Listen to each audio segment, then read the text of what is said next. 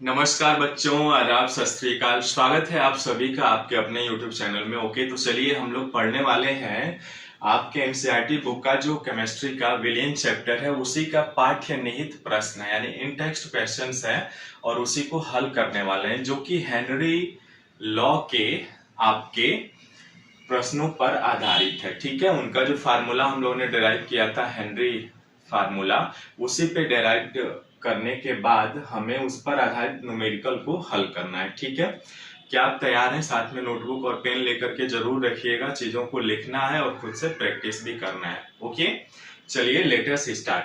अब हम लोग क्या है, ये क्वेश्चन कह रहा है कि सड़े हुए अंडे जैसी गंध वाली विषैली गैस H2S, H2S गैस आप 12th प्रैक्टिकल जब करेंगे ना 12th में ही, तो ये प्रैक्टिकल है आपका H2S गैस, जो एक रंगहीन गैस है और सड़े हुए बदबूदार अंडे जैसी गंध आती है इसकी। ठीक है, यह बहुत ही खतरनाक गैस है। इससे आप सूंघ लेंगे ना तो ये फेफड़ों से बहुत जल्दी अवशोषित हो जाती है ये गैस। ठीक है, तो मूर्छित भी हो सकते हैं और मृत्यु भी हो सकती है, इसीलिए यह बहुत खतरनाक गैस है। गुणात्मक विश्लेषण में उपयोग की जाती है। ठीक है, क्वांटिटेटिव एनालिसिस में यदि H2S गैस की जल में एसटीपी पर विलेयता इतना है, यानी 0.195 मोलल हो, तो हेनरी स्थिरांक की गणना कीजिए। देखिए, ये क्वेश्चन में दिया हुआ है 0.195 m, यानी इसका मतलब मोलल है ना। m का मतलब क्या हुआ? मोलल, यानी 0.195 मोल विलेय। ठीक है बच्चों, मोल विलेय उपस्थित है 1 केजी विलायक में। ठीक है, यानी जैसा कि हम जानते हैं कि मोललता, मोलैलिटी क्या होती है, ये कंसंट्रेशन टर्म्स हम लोग पढ़ चुके हैं ना। तो मोललता की परिभाषा क्या होती है कि 1 किलो विलायक में कितने मोल विलेय उपस्थित है। तो यहां से हमें एक चीज तो पता चल गया कि 0.195 मोल विलेय उपस्थित है 1 केजी विलायक में। ठीक है, अब यहां पर जल है ना, देखिए गैस है और जल है ना, यानी विलेय क्या है H2S और विलायक क्या है आपका जल है। तो चूंकि हम जानते हैं कि जल के मोलों की संख्या यदि आप निकालेंगे तो मोल बराबर क्या होता है? भार बटे अणुभार होता है, ये हम सभी जानते हैं, है ना। अब चूंकि जल का फार्मूला हम जानते हैं H2O होता है, भार कितना है? 1 केजी विलायक है ना, भार है, यही तो है भार आपका 1 केजी, यानी 1 केजी। और अणुभार कितना हो जाएगा? 2 गुणे 1 और 16, यानी ये आ जाएगा 2 गुणे 1 प्लस 16 यानी 18, है ना, यानी 18। इसका क्या होगा? अणुभार हो जाएगा 1 केजी में कितने ग्राम, यानी 1000 ग्राम बटे 18 भाग देंगे तो ये आएगा 55.5 मोल आएगा, किसके? जल के।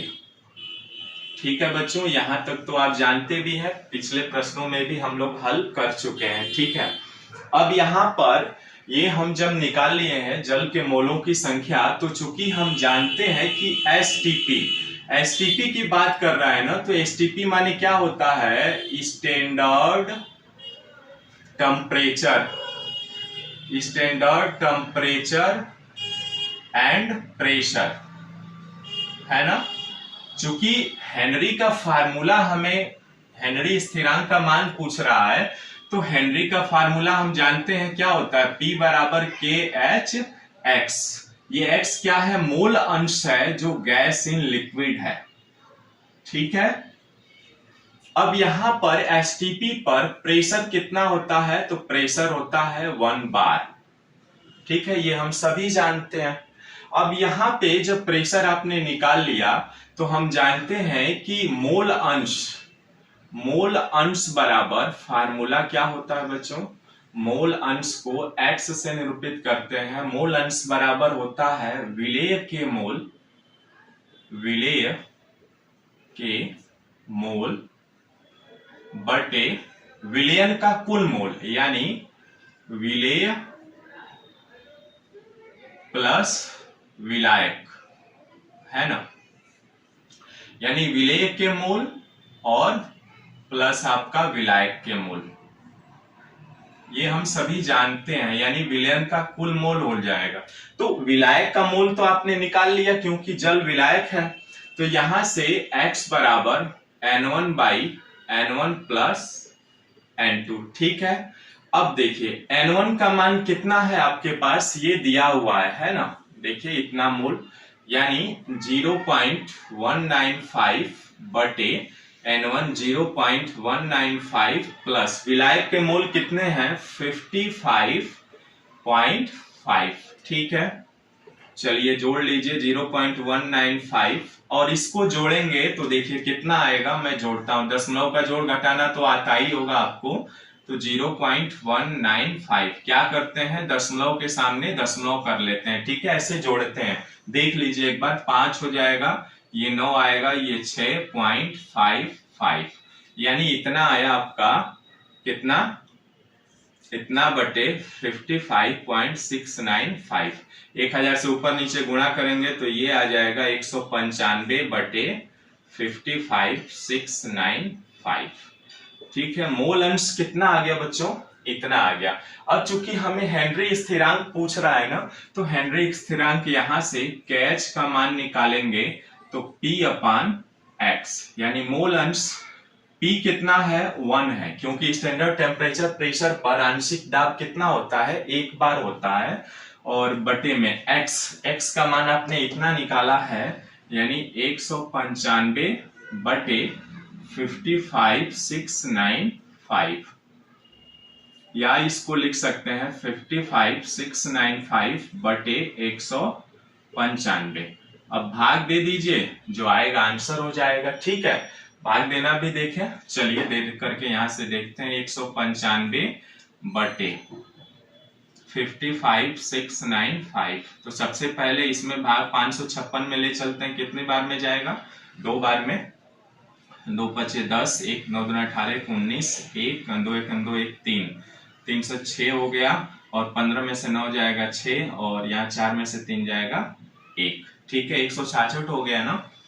अब उसके बाद 9 उतार लेंगे, है ना, 9 उतारेंगे, भाग जाएगा, कितने बार में जाएगा, देखिए तो 8 बार में जा सकता है, देखते हैं, 8 बार में जाएगा, 8 पचे 40, 4 बचा, और 8 9 72, और 4 76 के 6 हासिल 7, 8 एकम 8 7 15, ठीक है। 9 आएगा, 6 में से 6 जाएगा 0, और यहाँ 6 में से 5 जाएगा 1, 109 हुआ, ठीक है ना। और फिर से 5 उतार लेंगे, तो अब कितने बार में जाएगा बच्चों, देखिए तो 5 6 बार में जाएगा क्या, 6 पचे 30, 3 6 9 6 के 54, 3 57 के साथ हासिल 5, और 6 कम 6 5 11, है ना, 6 बार में नहीं जाएगा, 5 बार में जाएगा, गुणा कर लीजिए, 5 25, 2 बचा, 5 9 45, 2 47 के साथ हासिल 4, 5 5 4 9, यानी 5 में से 0 और 9 में से 7 जाएगा 2, ये 0 20 आ गया। फिर से दशमलव बढ़ाएंगे तो ये 200 हो जाएगा, यानी कितने बार में जाएगा बच्चों, यहाँ पे 200 है तो एक बार में जाएगा, यानी लगभग में आपका आ जाएगा KH बराबर 285.1, ये आंसर आएगा आपका बच्चों, ठीक है। हेनरी स्थिरांक का मान पूछ रहा था, तो हेनरी स्थिरांक का मान हमें निकाल लिया, ठीक है। ऐसे ही हमें हल करना है, कुछ नहीं करना है, बहुत आसान है। सबसे पहले प्रश्न को पढ़िए, 2-3 बार तो जरूर पढ़िए, ठीक है, तभी प्रश्न में ही आंसर छिपा हुआ है, ठीक है। तो अब आपने जैसे ही पढ़ा आपको ये विलेयता मिल गई है ना। अब जब विलेयता मोलल में मिला तो हम जानते हैं कि इतने मोल विलेय उपस्थित हैं 1 kg विलायक में, मोललता के फार्मूला से हम जानते हैं ये। अब चूंकि जल है विलायक यहाँ पर, तो विलायक के मोलों की संख्या की हमने निकाल लिया, और ये याद रखिएगा, ये आपको हर जगह मिलेगा निकालने के लिए, ठीक है। उसके बाद हमने मोल अंश का फार्मूला जानते हैं, पहले से जानते हुए कंसंट्रेशन टर्म्स को जब हम लोग पढ़ रहे थे, उसकी सहायता से हमने x का मान निकाल लिया, ठीक है। अब यहाँ पे हम जानते हैं हेनरी स्थिरांक, तो हम जानते हैं हेनरी के नियम से आंशिक दाब P बराबर KH इंटू एक्स, यानी KH बराबर P अपान एक्स, एक्स का मान रखा, भाग दिया, आंसर आ जाएगा। ठीक है, तो इस तरह से बच्चों आप प्रश्नों को हल कर सकते हैं। मिलता है फिर नेक्स्ट वीडियो में एक नए प्रश्नों के साथ। थैंक यू सो मच, नमस्कार।